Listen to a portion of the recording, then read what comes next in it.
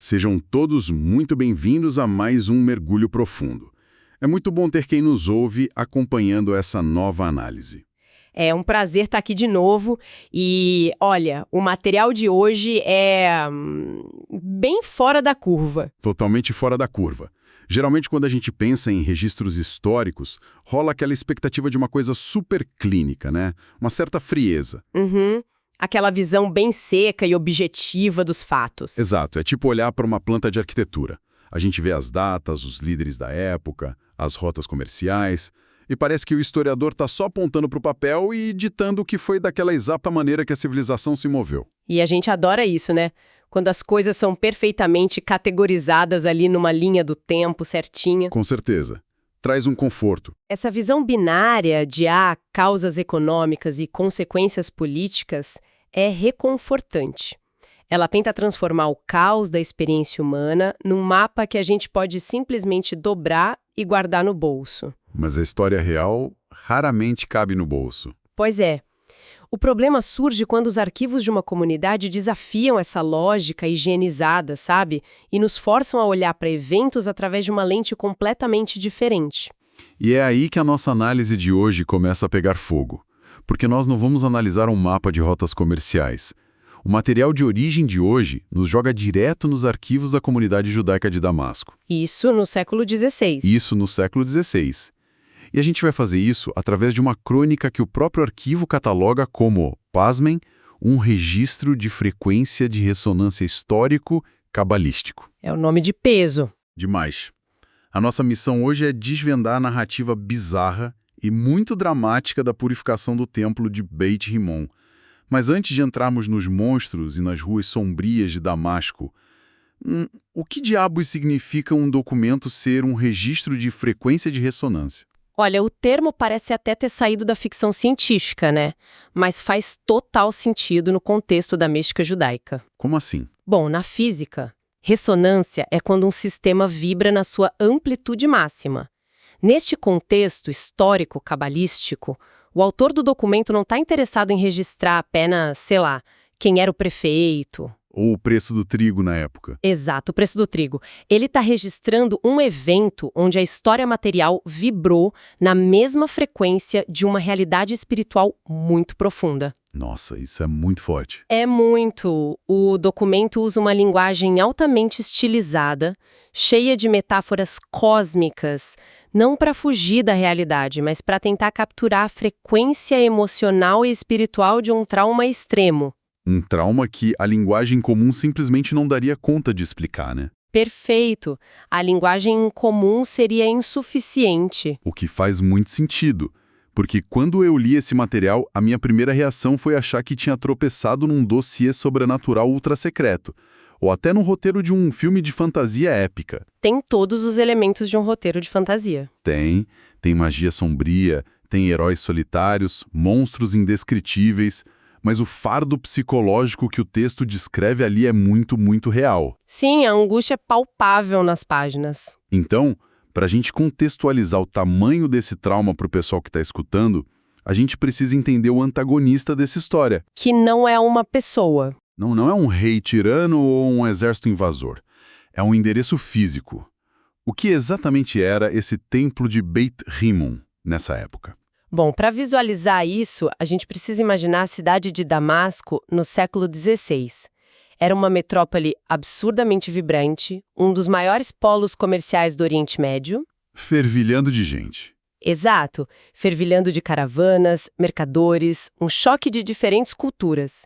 E bem no meio de uma das vias principais, tipo numa artéria pulsante da cidade, ficava Beit Rimon. Literalmente no caminho de todo mundo. Literalmente. Era um templo idólatra enorme feito de pedra. Só que as crônicas da comunidade judaica o descrevem operando como um verdadeiro vórtice de magia negra. Um vórtice estabelecido por feiticeiros locais, segundo o texto. Isso. E o texto afirma que o solo ao redor do templo possuía uma espécie de atração magnética sobrenatural. Uma atração que forçava as pessoas a agirem contra a própria vontade. Certo. O documento relata que viajantes normais sentiam uma compulsão irresistível de entrar lá. Uma força invisível puxando eles. e forçando a oferecer sacrifícios a estátuas que o texto chama de estátuas vazias. É assustador. É perturbador. E a localização é o detalhe mais sádico dessa feitiçaria toda. Como assim, sádico? Pensa bem, se o templo estivesse no topo de uma montanha super isolada, bastava não escalar a montanha, né? Você ignora e segue a vida. Ah, sim, seria fácil de evitar. Mas ele estava no trajeto diário das pessoas. Era inevitável. E o nível de contaminação espiritual relatado era tão espesso que afetava não apenas a mente dos vivos. Essa é a parte que genuinamente me deu calafrios quando eu li. Afetava os mortos também. Sim, a própria integridade dos mortos. A crônica detalha isso de um jeito grotesco. Ela diz que se um cortejo fúnebre cometesse o erro de passar perto dos portões de Beit Rimon, a energia do lugar era tão pesada que os mortos literalmente se levantavam dos caixões. É uma imagem horrível. Eles se levantavam e eram sugados para dentro do templo. Eram arrastados por essas forças de impureza bem na frente das próprias famílias que estavam ali chorando. O desespero dessas famílias devia ser indescritível. Totalmente. Lendo isso, a única imagem que me veio na cabeça foi a de um buraco negro, sobrenatural, engolindo tudo que passava perto. Mas, me tira uma dúvida. Claro, manda. Se esse lugar era um pesadelo tão óbvio, por que a comunidade judaica simplesmente não fazia as malas e abandonava Damasco de uma vez? É uma ótima pergunta. A gente tende a pensar nisso com a nossa cabeça moderna de se mudar de cidade fácil. Mas a economia e a estrutura social da época amarravam as populações às suas cidades de origem. Entendi. Não era tão simples quanto alugar um caminhão de mudança. Nem de longe. A comunidade judaica de Damasco era super antiga, muito próspera e profundamente enraizada ali. Abandonar a cidade significava miséria certa. Perder rotas comerciais, conexões. Perda de tudo. Era desestruturação de séculos de história e patrimônio. Então, a alternativa que restou para eles foi a adaptação. Só que uma adaptação através do medo. Nossa, o espaço físico se tornou o carcereiro deles. Perfeito, foi exatamente isso. Eles passaram a mapear a cidade, não por conveniência ou para chegar mais rápido, mas puramente por terror. Criando rotas alternativas exaustivas todos os santos dias. O simples ato de, sei lá, ir à padaria ou visitar um parente doente exigia um cálculo logístico para evitar a zona da morte. Um desgaste mental absurdo. Sim. E isso me faz pensar sobre a anatomia da opressão, sabe?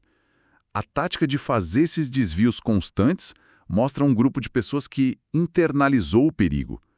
A verdadeira maldição de Beit Rimon, no fim das contas, não era apenas o buraco negro em si. Era o que, na sua visão? Era a restrição absoluta do direito de ir e vir daquelas pessoas. Com certeza, essa restrição gera o que a gente chama na sociologia de policiamento interno.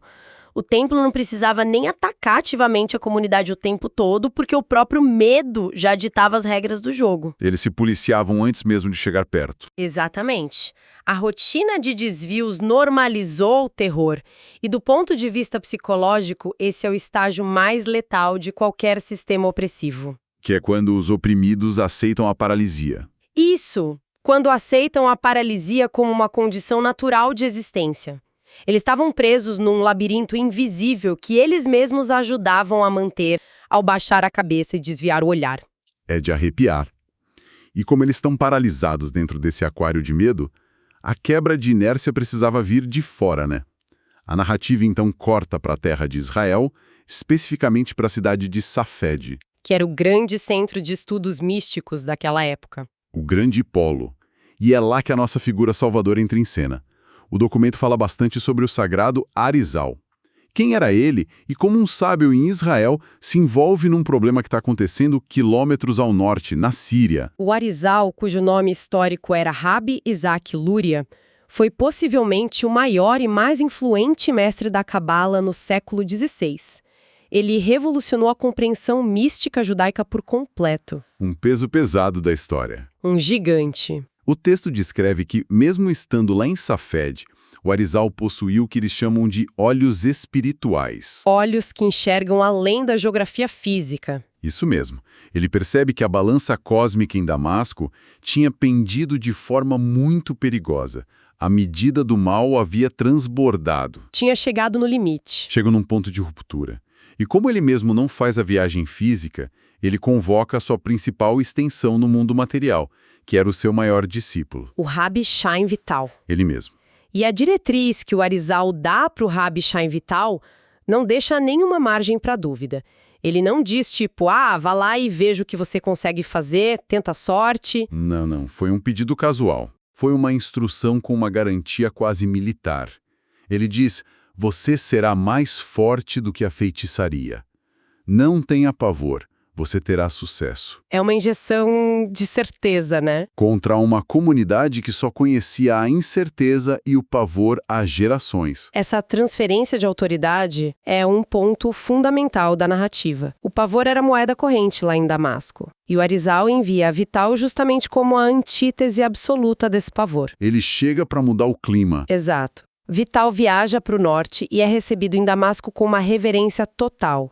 Afinal, ele era o emissário da maior autoridade espiritual daquela geração. Eu imagino que os líderes locais deviam estar esperando rituais super complexos, sabe? Incensos, grandes discursos teológicos na sinagoga. Preparações de semanas, jejuns. Pois é, e em vez disso, Vital joga uma bomba tática na mesa.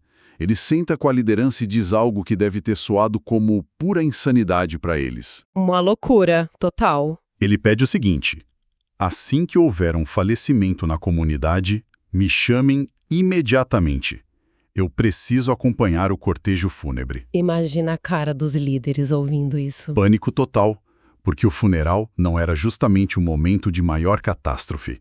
O momento em que o templo sugava os corpos e os mortos levantavam. Era o pico da vulnerabilidade deles.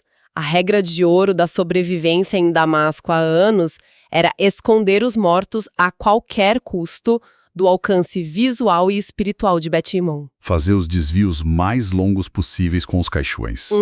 E aí o pedido de Vital vira essa lógica de sobrevivência de cabeça para baixo. Porque ele está usando o funeral literalmente como isca. Isca viva, ou melhor, morta, mas como uma isca real. Isso é brilhante e muito aterrorizante ao mesmo tempo. Ele não quer fazer feiticinhos à distância ou rezar de longe. Ele quer o confronto de frente. Ele quer olhar o monstro nos olhos. E essa mudança de postura é fascinante para a nossa análise. Até então, a estratégia era se esconder nas sombras, né? Sobreviver não chamando atenção. Mas mudar o comportamento para marchar em plena luz do dia, carregando a isca perfeita para o inimigo, isso me parece ser o primeiro e mais devastador golpe contra o poder do templo. Isso mesmo antes da mágica ou do embate começar de fato. Com certeza. A postura altera toda a dinâmica de poder da situação. O sistema de Beit Rimon, como a gente falou antes, se alimentava da evitação, do medo. Eles ganhavam poder cada vez que alguém desviava. Exato. Ao marchar direto na direção do perigo, liderando um cortejo fúnebre, o Rabi Chaim Vital se recusa a assumir o papel de vítima passiva. Ele transforma o que seria uma presa fácil numa armadilha ativa. Ele inverteu o jogo. Inverteu. O inimigo que antes ficava confortável só intimidando de longe é forçado a sair da toca e entrar num combate direto. O que nos leva ao inevitável clímax. O documento narra que, em pouco tempo, um judeu falece na comunidade. A armadilha estava armada. Estava. O cortejo fúnebre é formado. E desta vez, em vez de fazer aqueles desvios labirínticos de sempre, a marcha é liderada pelo próprio Rabi Chaim Vital. E eles vão diretamente pela artéria principal da cidade. Rumo a Beit Rimon. Eles rumam direto para lá. E assim que eles entram naquele raio de alcance magnético do templo, a física normal do mundo simplesmente quebra, não é? O que o texto descreve que acontece nesse momento exato de contato. A narrativa relata que, repentinamente, no meio da rua, os homens que carregavam o caixão sentem o peso desaparecer por completo. O fardo físico simplesmente evapora dos ombros deles. O caixão fica leve como o ar. Isso. E em seguida o talit, Que é aquele manto tradicional de orações com franjas, né? Que eles usam para cobrir o falecido em sinal de respeito. esse mesmo. O talit é violentamente erguido no ar por uma força invisível e o corpo que estava por baixo dele, no caixão, some. Desaparece na frente de todos. Caramba! A profanação final acontecendo ali, ao vivo, no meio da rua, à luz do dia. O pânico que deve ter se instaurado é inimaginável. As pessoas começam a gritar, chorando a perda não só do ente querido, mas da própria dignidade na morte, sabe? É o pesadelo coletivo se materializando na frente deles. O pior medo deles virou realidade. Mas o Rabi Vital não se abala. Ele ordena que a multidão engula o choro e substitua aquele desespero por orações fervorosas na mesma hora. Ele pede foco absoluto. E então, ele faz algo que parece cena de clímax de roteiro de Hollywood. Ele caminha em direção àquelas imensas portas de Beit Rimon, as mesmas portas que engoliam as almas, e entra lá sozinho. E a porta se fecha atrás dele com um estrondo. O herói isolado descendo voluntariamente ao ventre do Leviatã. É um arquétipo clássico, como você mencionou, mas ancorado numa tensão histórica muito real. Muito real e muito bem documentada pela comunidade. Só que o autor do documento faz uma escolha narrativa muito curiosa aqui. Eu, como leitor, estava na ponta da cadeira, esperando a descrição épica de raios, magias, embates titânicos lá dentro do templo. A grande batalha visual, né? Exato. Mas o texto nos deixa do lado de fora. Passa-se uma hora inteira na cronologia da história, e tudo que a gente vê é a multidão aterrorizada do lado de fora, murmurando salmos e orações, olhando para uma porta de pedra fechada, sem saber de absolutamente nada do que está rolando lá dentro. Fica só na tensão. Por que um registro focado num evento cabalístico escolheria ocultar justamente a mecânica da batalha principal? Olha, essa omissão transmite uma mensagem teológica super profunda. O autor do texto está sinalizando que o embate travado no interior de Beit Rimon operou numa dimensão que a mente humana ordinária simplesmente não possui vocabulário para processar. As palavras falhariam em descrever. Sim. Tentar descrever a luta do Vital contra essas forças da impureza, usando termos normais, seria reduzi-la a um espetáculo barato, tipo um show de fogos de artifício. Perderia o peso espiritual da coisa. Com certeza. E além disso, ao focar na multidão que reza do lado de fora, a crônica acaba dividindo o peso da batalha. Ah, entendi. Como se a comunidade não fosse apenas uma plateia inútil comendo pipoca. Exato, eles não são figurantes. O silêncio tenso e a espera agonizante deles são, na verdade, o alicerce da vitória. Eles estão participando ativamente. Enquanto o Vital destrói as raízes do mal no plano oculto, lá dentro, a comunidade precisa sustentar o plano físico do lado de fora através da fé. O terror tenta invadir eles ali na rua, mas a oração ininterrupta cria uma âncora de sanidade. Que bonito isso. Eles sustentam a fundação enquanto o mestre reestrutura a casa por dentro. Uma metáfora perfeita. Eles estão tipo segurando o teto cósmico para não desabar na cabeça de todo mundo. Isso dá um peso incrível para essa cena de espera. Até que, finalmente, depois do que deve ter parecido uma eternidade para quem estava ali, as pesadas portas de Beit Rimon se abrem. E o suspense acaba. O Rabi Chaim Vital sai ileso. Ele está inteiro. A poeira baixa e a gente pensa que os créditos finais vão subir na tela, né? O templo foi limpo, o corpo vai voltar, final feliz, certo? A lógica narrativa comum sugere que sim, né? Mas a feitiçaria, especialmente nesse nível, possui inércia. Inércia? Como assim? Destruir a fonte do mal lá dentro não desfaz imediatamente todas as suas ilusões e armadilhas remanescentes que já estavam ativadas do lado de fora. Ah, então a ameaça ainda tinha garras. O corpo continuava desaparecido, afinal de contas. O feitiço ainda ecoava na rua. E a atitude seguinte de Vital prova que a cura real da comunidade não poderia ser feita apenas por um salvador externo. As próprias vítimas teriam que sujar as mãos para recuperar o que perderam. Elas precisavam agir. O Rabi recruta os homens que estavam carregando o caixão vazio e dá a eles uma missão bizarra. Como ele posiciona esses homens na praça? Ele os divide em 4 grupos distintos e envia esses homens para os 4 pontos cardeais ao redor do perímetro ali do templo. Norte, sul, leste e oeste. Isso. Na tradição cabalística, o número 4 está intimamente ligado à manifestação física e aos limites do mundo material, tipo os 4 elementos ou as 4 estações do ano. Fazendo um cerco mágico. Exato. Ao posicioná-los dessa maneira, Vital está estabelecendo um verdadeiro perímetro de contenção espiritual. Ele entrega a eles nomes divinos e meditações muito específicas. Não dá espadas ou escudos físicos para eles lutarem. São armas puramente mentais e espirituais. E a instrução final que ele dá para esses caras é o eixo de toda a nossa história de hoje. É o ponto de virada. Ele olha para eles e diz: aconteça o que acontecer, não deixem o medo enfraquecer seus corações diante do que os seus olhos verão. É um aviso muito claro. Ele está alertando que o ataque principal não vai ser no corpo físico deles, vai ser na mente. E, nossa, o ataque vem muito pesado. É aterrorizante. A crônica descreve que os portões do submundo parecem se abrir nos 4 cantos da praça. A ilusão se projeta como uma matilha de cães negros colossais avançando contra os homens de todos os lados. Devem ter sido visões assustadoras. As palavras do texto são viscerais. Ele fala de cães com dentes como espadas e olhos que queimavam como brasas de ódio, sabe? Prontos para rasgar a carne deles em pedaços.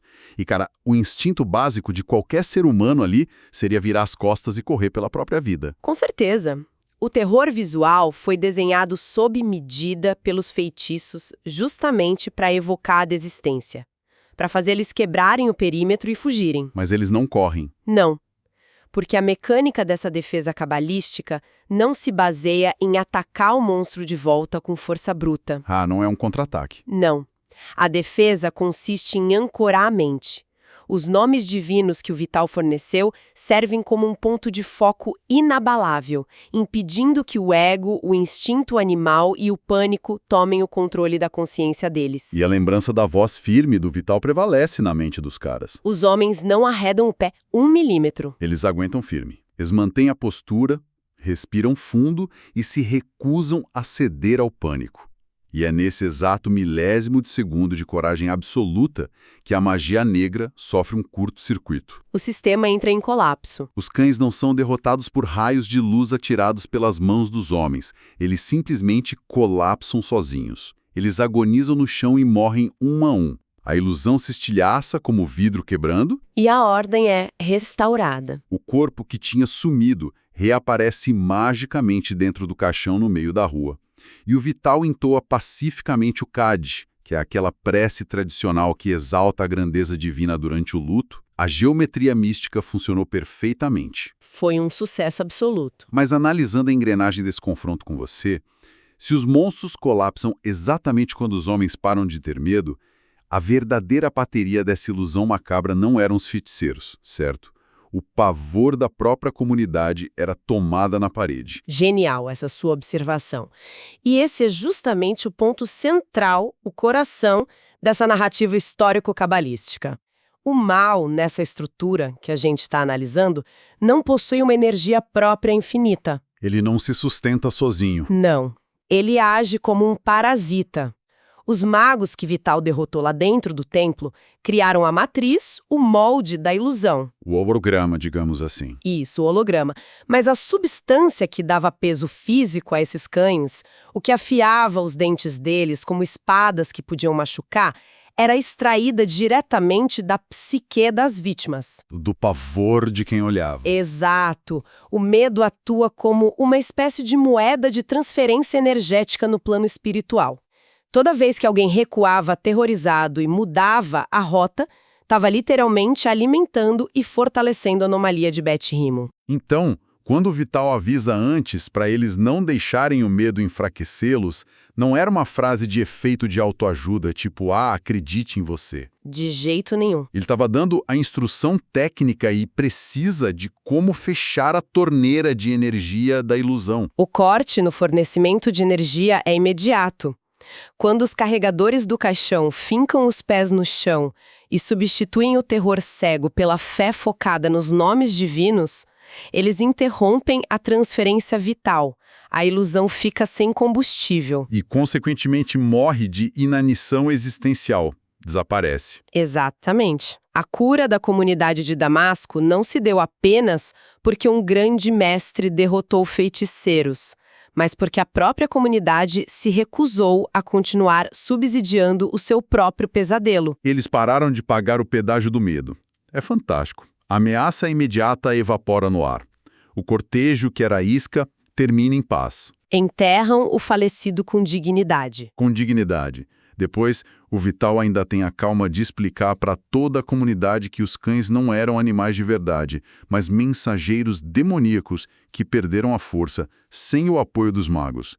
A missão do Arizal foi cumprida com maestria. E, bom, a gente poderia muito bem encerrar a análise aqui com um belo e dramático final feliz.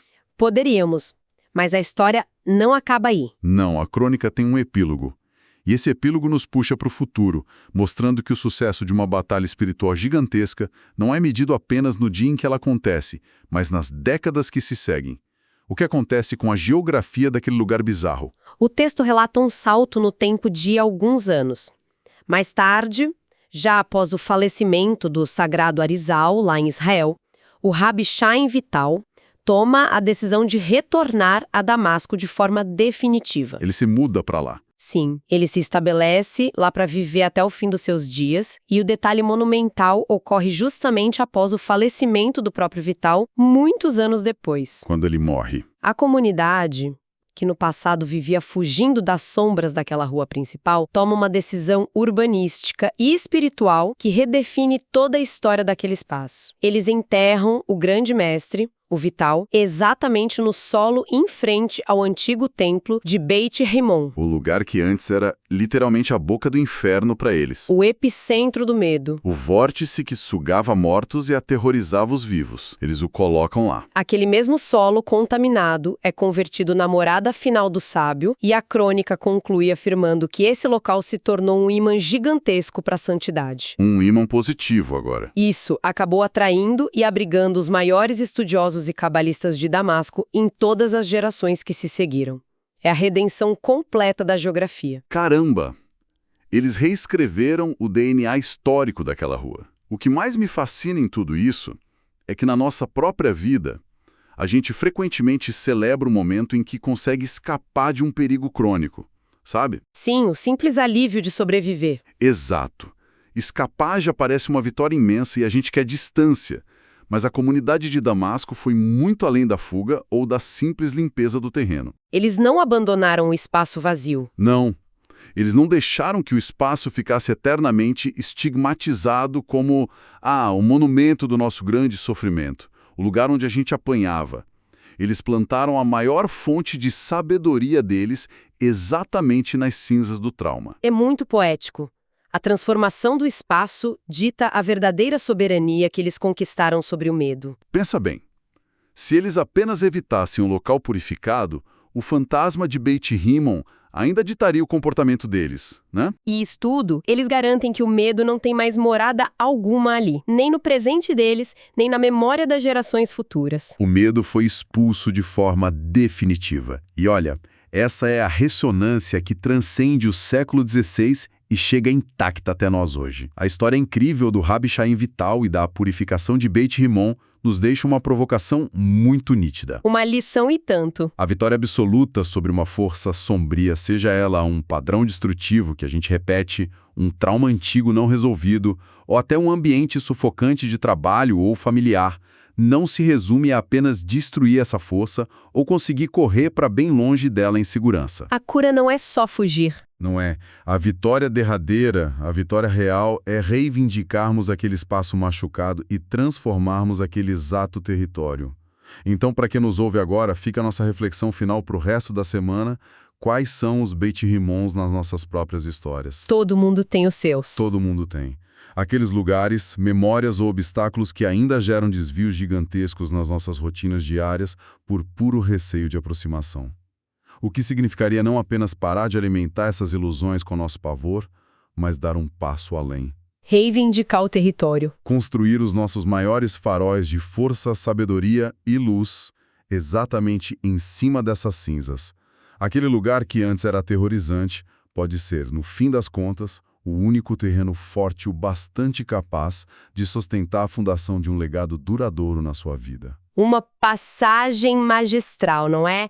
Do controle paralisante do medo para a soberania inabalável do propósito. Sem dúvida. E é com essa imagem poderosa que a gente encerra a nossa análise profunda de hoje. Muito obrigado por acompanhar e até a próxima.